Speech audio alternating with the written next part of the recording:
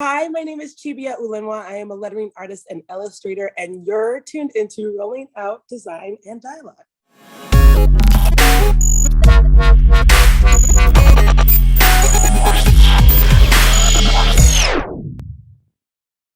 What is going on, everybody? We are here back again, rolling out design and dialogue. Your host, Malik Brown, and you know when I say design and dialogue, we have an amazing, talented designer in the building. And today, we're with no other than Chibia Ulinwa. Did I get it right? That is correct. That is correct. I got it right, folks. I got it right. I am with Miss Chibia Ulinwa. She is a lettering artist and illustrator. Chibia, how are you doing today? I am great. It is a beautiful day. It's nice and snowy in Portland, but it's also shining, so it's a perfect vibe. Definitely love that. Love that. Well, here in Atlanta, like I told you, we're gearing up for some hot weather. So enjoy your snow. We're going to enjoy our sun. But Chibia, of course, I want to thank you again for coming on and speaking with us. About everything you have going on. Of course, I want to congratulate you first, for being a part of Target in their Black History Month program. We definitely here at Rolling Out appreciate you and definitely see your work and really appreciate everything you're doing. So yeah, I mean, and just to start that, I mean, how does it feel to be a part of Target's Black History Month program? It's incredibly surreal. I walked in the first when I saw it the first time in my local store, like I completely gagged. That's like just my natural response to being excited, but it was surreal. Seeing my face on things, seeing things that I made on clothes that are like nationwide. It was crazy because it's something I never thought would happen to me. So I feel blessed and honored. I know when I talked to Janetta, she was talking about, she kind of had the same excitement, when she walked in the store and saw her picture.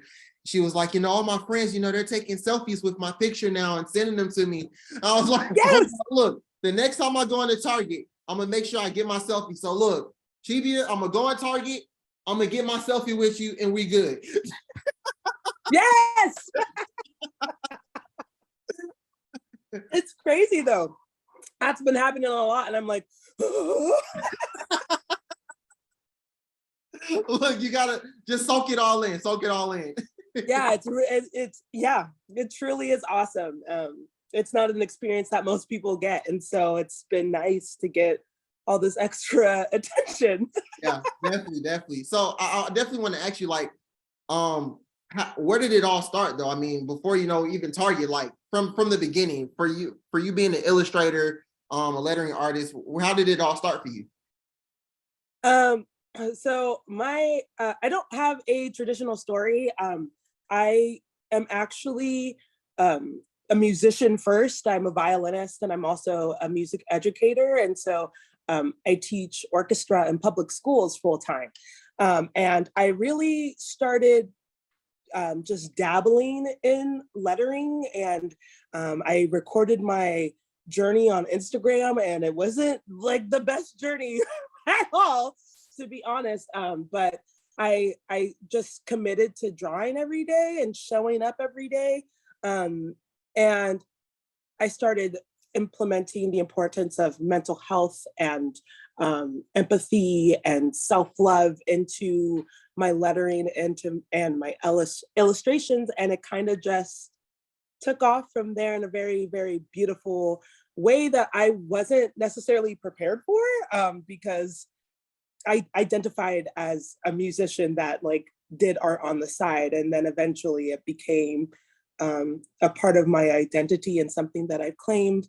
And yeah, it's just turning something that started out as just a hobby into a business that's been something that is incredible. And now being in Target, when I was just like making like silly little doodles every single day, has been like a beautiful journey for me. And I feel really lucky and honored. So for the viewers in me, what is a lettering artist? Because I'm gonna be honest, I think this may have been the first day I've heard lettering artists. So what is specifically a lettering artist, and what do you all do? Yeah, so basically, a lettering artist is someone that um, specifically focus on the craftsmanship and of letters and letter forms. So there's calligraphy, there's lettering, and then there's typography. And some of them are a little, they may feel a little interchangeable, but there is a bit of a difference. Basically, lettering is just committing to drawing out letters. So, going into that, I know you said you first started out, as music. But I mean, music, art is all kind of, coincides with everything. How did that work? Mhm. How did your music and, your art kind of relate to each other? I think that you know, I they're both similar in the sense that like when I write songs and um I make music, it's all coming from the place of um, mental health and understanding my vulnerability in a sense, um, especially in a place where I feel like for like at least for Nigerian Americans, at least for me, I didn't get to fully express how my emotions made me feel. And art and music were one of those things that let me safely talk about those things. And it turns out a lot of people also resonate with those things. So it was beautiful that I'm able to connect those two things together, both music and art. And sometimes I use my art to support my music, and sometimes I use my music to support my art, and they both holistically feel like me, if that kind of makes sense. And I know you also you've talked about it twice about mental health, and how you put a big emphasis on that. I know, I mean, it's definitely therapy for you, when you're illustrating and doing art. But what do you think is doing for that next person, for that family member, for that friend, for that person that looks at your art? What do you think is doing for those people? I think it allows people to recognize that they're not alone. Especially in times where we feel isolation or we feel like our feelings are are ugly or that no one really cares. It's nice to see that there is someone else um, that is also going through the same thing, and it creates a sense of community, and it allows people to also be vulnerable and also share some of the things that they're going through, and it just makes it a little bit easier, I feel. And that's always the goal for me, is to ensure that um, that whatever you're feeling and however you're feeling, um, it is valid, and it might be scary, but there are always going to be someone or people that feel the same things that you're feeling, and that you're not alone, and that there's someone that cares about you, even if they're miles away or you don't know them. There's someone that cares. What does your creative process look like? I mean, of course, I mean, coming from I guess, a state of, mental health, I guess, you're thinking about, how you're feeling. But if not, what is your creative process? Are you watching TV, seeing something that inspires you? Like, is it just coming to your head? Where do you get your inspiration? Where does your creative process come from? Um, that's a really good question. I feel like I gain inspiration from lots of things. I come from a very creative family, a family of 12, and so I'm always getting inspiration from all of them. I am constantly surrounded by incredible artists every day. My husband is an amazing artist and illustrator and musician as well, and so we're constantly cycling inspiration from one another. And I think also just like being outside and experiencing things, and learning from like just nature, and seeing other incredible Black artists and creatives, that all brings me inspiration. And I think I just, I love cutesy things. I love pops of color, and all of those things kind of just energize me. I don't always know what I'm going to make or design or draw. Sometimes I just have to sit down and doodle like a silly thing, and like an egg, and turn it into something special. And it always works out, but it just allowing myself to just be, and not think too critically about what I am going to make seems to be the healthiest creative process for me, and also the most fun. You know, for Target specifically, what kind of work were you doing? Are you doing with Target? I don't know if you have anything, you know, with you, but if you could describe, I mean, the type of stuff that you've been doing this month for Black History Month for Target. Um, so I think I do. I'll like actually go grab it because it's my favorite one. Um, so this one I think was probably my favorite. It was the beautiful in all shapes and all shades one, and they also came with uh, a shirt that went alongside it, and um, it just it was really great for me because it not only amplified the fact that we as Black people are beautiful even when we're told that we're not. It showcased that, but it also showcased that for everyone too. It made it very inclusive for all. And I think that's something that we sometimes forget because we're filled in such a glamour, like everything needs to be perfect for Instagram kind of phase right now. And a lot of people's self-worth kind of has kind of tanked a little bit. And I thought that this was a beautiful message for everyone to hear, is that, you know, regardless your skin color, regardless your sexual orientation, regardless of your disability or your weight, wherever you are, whoever you are, you're still beautiful. And I think that was awesome. And I also love the Black, beautiful, and proud design. I think that I liked having something that was just for Black people. I think that there's so much, there's so many things that we have to share, if that makes sense. And it was just so nice to have something that belonged to us, and just being beautifully proud in our skin and our hair texture and our makeup and our fuller lips. It was something that made me it made me proud of who I was and what I was creating and the message that I had to offer. What do you think makes Black art so special? Of course, you know, we just talked about the, you know, beautiful in all shades. You know, beautiful Black. I forgot the three B's, but I know it was Black and beautiful. But but yeah, but you know what I'm going with this. You know I'm going with this. But what do you think makes Black art so special?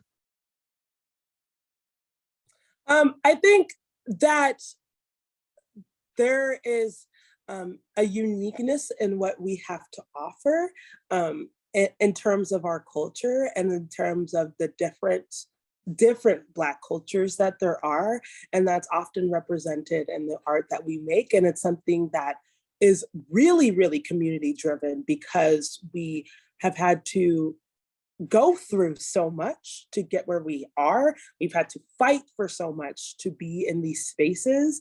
And that form of solidarity is often shown in our work. And I think that is really what makes Black art beautiful, is that it's mostly based in community and uplifting others.